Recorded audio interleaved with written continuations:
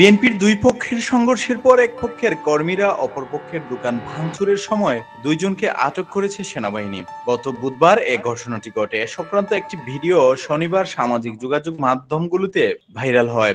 Viral ভিডিওতে দেখা যায় দোকান ভাঙচুরের সময় তাদের সিনেমেটিক কায়দায় আত্মসমর্পণ করিয়ে আটক করে সেনাবাহিনী। আটককৃতরা হলেন ফরিদপুরের বোয়ালমারীর যুবদল কর্মী মোহাম্মদ টুটুল হোসেন দুখু মিয়া। বৃহস্পতিবার তাদের গ্রেফতার দেখিয়ে আদালতের মাধ্যমে কারাগারে পাঠিয়ে দেওয়া হয়েছে।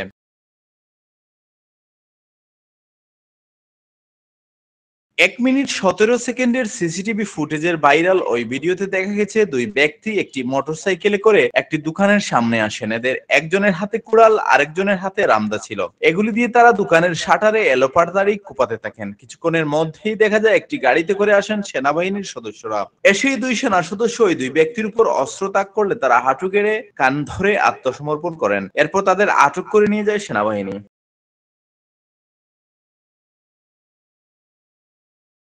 প্রসঙ্গত, গত বুধবার দুপুর ২টার দিকে ফরিদপুর আসনে বিএনপি দলীয় মনোনয়নপ্রত্যাশী উপজেলা বিএনপির সাবেক যুগ্ম সাধারণ সম্পাদক শামসুদ্দিন মিয়া জুনুর গাড়িবহরে মধুখালীর রায়পুর ইউনিয়নের দিঘলি এলাকায় ঢাকা-খুলনা মহাসড়কে হামলার ঘটনা ঘটে। ওই আসনে বিএনপির আরেক মনোনয়নপ্রত্যাশী কেন্দ্রীয় কৃষক দলের সহসভাপতি খন্দকার নাসিরুল ইসলামের সমর্থকরা এ হামলা করেছে বলে অভিযোগ করেন শামসুদ্দিন মিয়া।